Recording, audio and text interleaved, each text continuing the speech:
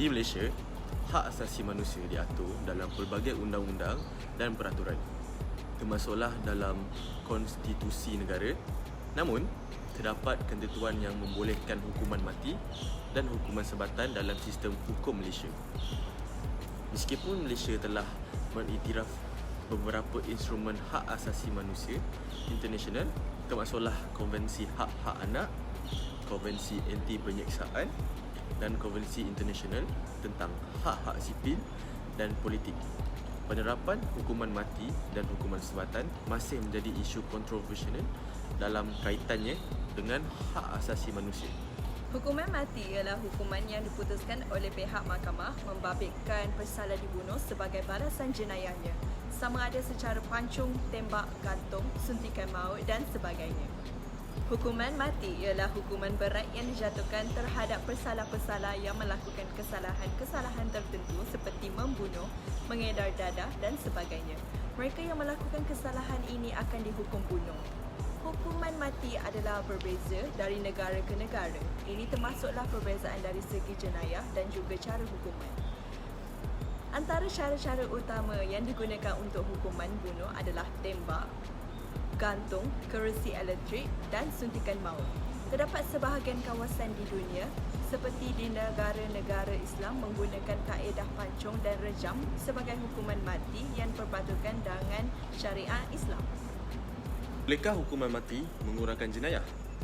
Mereka yang mahu hukuman ini dikekalkan berkata ia mampu mengurangkan jenayah. Tetapi sejauh mana kebenarannya? Statistik daripada pejabat PBB mengenai dadah dan jenayah menunjukkan kes bunuh di Filipina menurun sedikit selepas memansuhkan hukuman mati di negara itu pada 2006.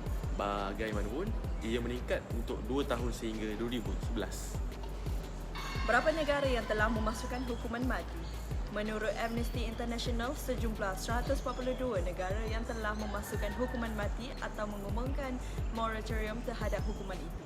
Sementara 56 negara lagi masih mengekalkannya. Dalam 142 negara itu, sejumlah 106 telah memasukkannya sama sekali, 7 memasukkan sebahagian manakala 29 lagi menangguhkan hukuman.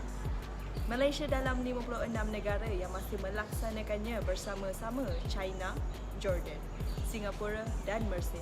Di kalangan 11 negara di Asia Tenggara, 6 sudah memasukkannya atau menangguhkan hukuman, iaitu Kemboja, Filipina, Laos, Brunei Timur dan Myanmar.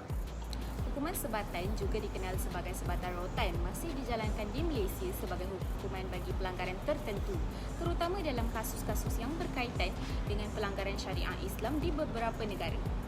Hukuman merotan di Malaysia merupakan hukuman undang-undang yang kedua serius, iaitu selepas hukuman mati.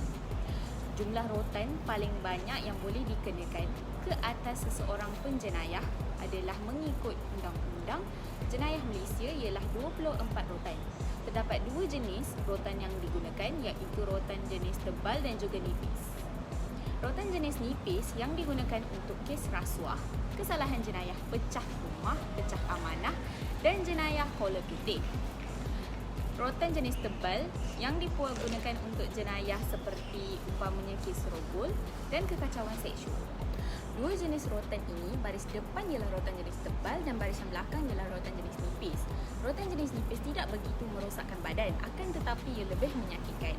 Rotan dengan rotan tebal yang melebihi 5 kali boleh mengakibatkan kematian pucuk dan kematian rasa dari punggung ke bawah yang payah dipulih. Oleh kerana kesan merotan yang begitu dahsyat, Undang-Undang Malaysia mengecualikan kategori di bawah daripada hukuman tersebut. Pertama adalah perempuan kerana merotan menjejaskan keupayaan beranak. Kedua adalah lelaki berumur 50 tahun ke atas. Ketiga adalah orang yang disahkan tidak sihat oleh pegawai perambutan. Dan last sekali adalah orang gila. Kenapa sih orang Tak bila kau nak cakap. Okey. Itu sahaja daripada kami. Terima kasih.